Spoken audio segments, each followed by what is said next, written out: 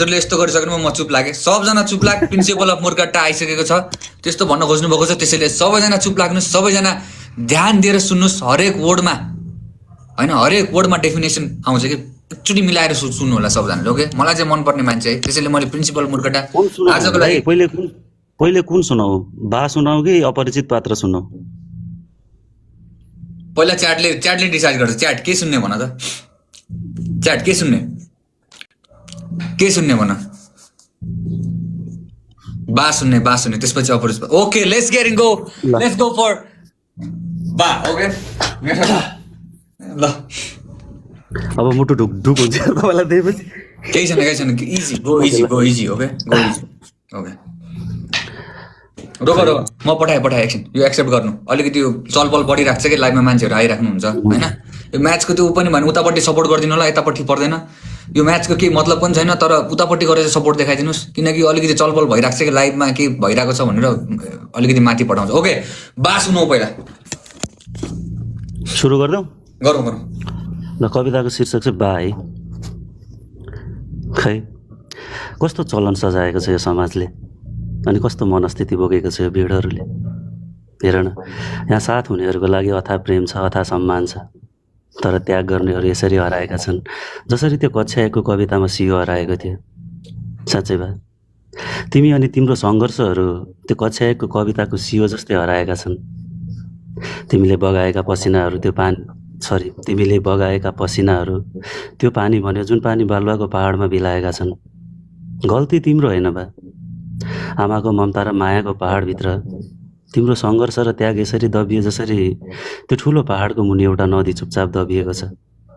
त्यसैले होला, हेर न, आमाको ममता देखियो तर तिम्रो सङ्घर्षहरू बिलाए नि बा।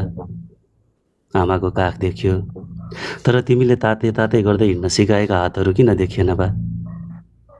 म दिनभरि डुलेर साथीभाइसँग खेलेर साँझ घर आउँदा आमाको हातले पस्किएर दिएको तातो खानाले निकै महत्त्व राख्यो जिन्दगीमा। तर त्यही हाम्रो पेट भर्नकै लागि तिमीले एक छाक कमाउन बगाएको त्यो पसिनाको मूल्य किन देखिँदैन बा? मलाई हाँस्न सिकाउनकै लागि तिमी चुपचाप सहन सिक्यौ।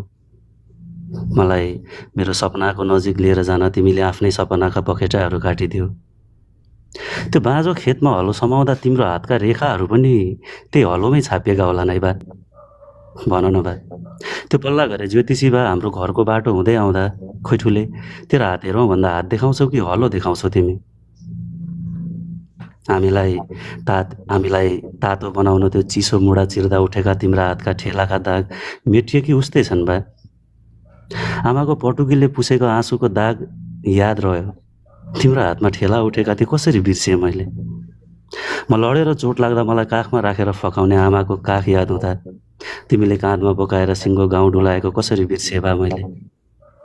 किनकि तिमी मेरो साथमा थिएनौ बा। मलाई म बनाउनकै लागि तिमीले आफैलाई बेचिदियौ। मलाई चाहिने हरेक कुरा किन्न तिमीले आफ्नै सपनाहरू बेचिदियौ। तिमीले आफ्नो आँसु र पसिनाले मलजल गरेर कमाएको त्यो 100 रुपैयाँको नोट आमाको हातबाट पाउँदा आमाको ममता देखियो, तर किन तिमी देखिएनौ त्यो 100 को नोटमा? किनकि तिमी मेरो साथमा थिएनौ बा। मैले जब होस सम्हाल्न सक्ने भएँ नि, जब आफैलाई चिन्न सक्ने भए, तिमी साँच्चै साथमा थिएनौ। तिमी मलाई म बनाउनकै लागि आफैलाई प्रत्येक सेकेन्ड मेटाइरहेको थियौ। तिम्रो सपना, तिम्रो चाहना, तिम्रो खुसी, तिम्रो रहर सबै म थिएँ बा।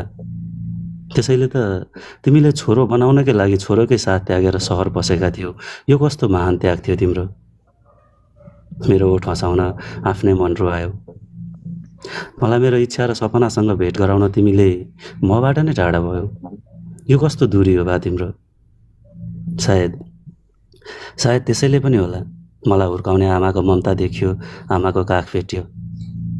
तर सन्तान बनाउनका लागि तिमीले गरेको त्याग र बलिदान किन यसरी बिलाए बा? जसरी भारी बर्खामा असिनाका दानाहरू बिलाएका छन्। किन बिरलै लेख्यो तिम्रो त्यागका कविताहरू? किन गुमनाम छन् तिमीले सन्तान बनाउन आफैलाई बेचेका कथाहरू? तिमीलाई थाहा छ बा, आज म पनि बा बनेको छु। मलाई सानो हुँदा सबैले भन्ने गर्थे म आमा जस्तै थिएँ रे। नाइ होइन बा, ती सबै मान्छेहरू गलत थिए। म हिजो पनि तिमी जस्तै थिए, आज पनि तिमी जस्तै बनेको छु। छोरोको भविष्य बनाउनकै लागि म पनि छुट्टिएको छु बा आज आफ्नै छोरोसँग।